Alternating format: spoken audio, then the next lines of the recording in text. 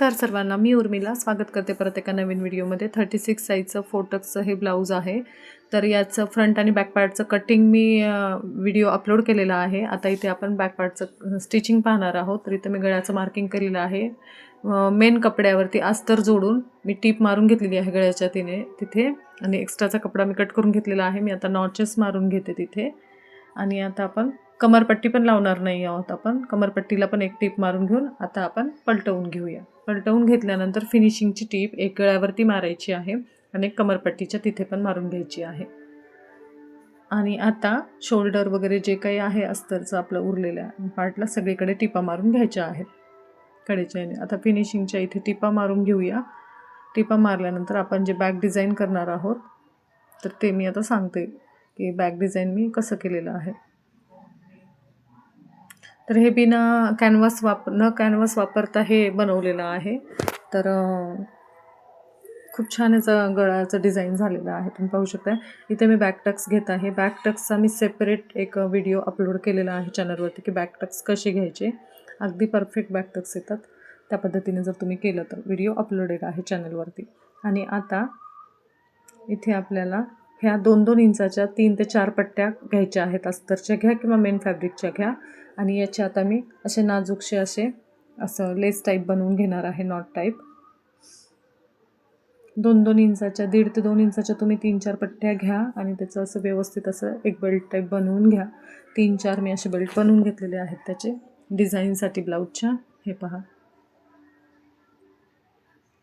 आधी दोन्ही साईडनी फोल्ड करून घ्यायचं आणि अजून एक फोल्ड देऊन त्याला वरतून टिप मारून घ्यायची। असं 2-4 पट्ट्या मी त्या बनवलेल्या आहेत डिझाईनसाठी। आणि आता इथं मी पेपर घेतलेला आहे। ब्लाऊज मधोमध डबल फोल्ड केलेला आहे उलट करून आणि तो पेपर पहा मी कसा ठेवलेला आहे। डबल फोल्ड करून पेपर मी ठेवलेला आहे आणि तिथे चॉकने मार्किंग करून घेतलेलं आहे। चॉकने तुम्हाला तिथे तसं व्यवस्थित मी जसं केलं तसं मार्किंग करायचं आहे। त्या आपण बनवलेल्या पट्ट्या ह्या अशा पेपरवरती जोडून घ्यायच्या आहेत आणि डबल टिप त्याच्यावरती मारून घ्यायची आहे। हे आपल्या डिझाईनसाठी हा पेपर रेडी आहे।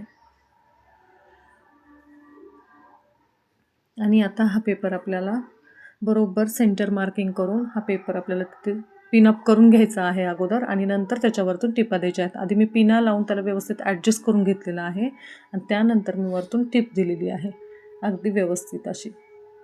हे पहा, आणि आता टिपा मारून झाल्यानंतर आपल्याला कडेने लावायची आहे लेस।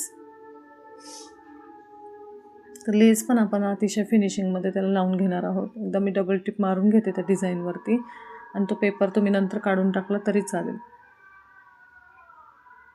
हे पहा किती छान दिसत आहे। आणि आता आपण लावणार आहोत लेस। लेस पण अतिशय फिनिशिंगमध्ये ओढून लेस लावायची नाही, मी आधी पण सांगितलेलं आहे लेसला ओढायचं नाही, हलक्या हाताने लेस लावायची। डबल टिप लेसवरती मारून घ्यायची म्हणजे तुमच्या गळ्याचं फिनिशिंग बिघडत नाही, त्याचा शेप बिघडत नाही। हे पहा, हलक्या हाताने लेस आपल्याला जॉईन करून घ्यायची आहे। इतका सुंदर हा ब्लॅक कलरच्या ब्लाऊजवरती ही डिझाईन खूप छान दिसत होतं। सिंपल आणि सोबर असं डिझाईन आहे। तर हे पहा, मी छोटेसे असे लटकन तयार करून घेतलेले आहेत।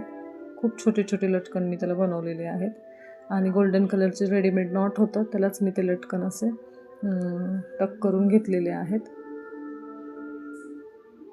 हे पहा किती छान छोटंसं असं ते तयार झालेलं आहे। आणि एक मस्त असं शोचं मॅचिंगवालं बटन त्याच्यावरती मी ब्लाऊजवरती बसवून आणि छोटे छोटे 3 मी गोल्डन कलरचे मनी पण लावलेले आहेत। आणि फायनल लुक आपला असा झालेला आहे बॅक डिझाईनचा। कसा व्हिडिओ वाटला नक्की सांगा। चॅनलला लाईक, सबस्क्राईब